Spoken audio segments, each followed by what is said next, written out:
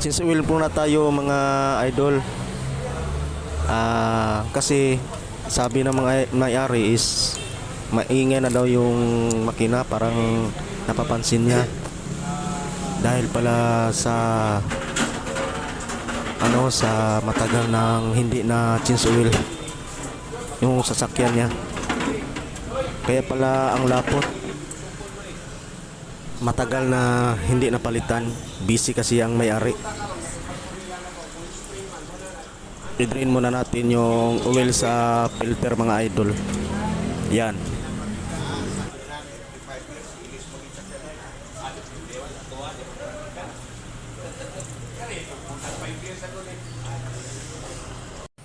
Tapos mga idol, tingnan nyo yung oil mga idol. I-drain muna natin. Grabe yung itim. Tingnan nyo mga idol.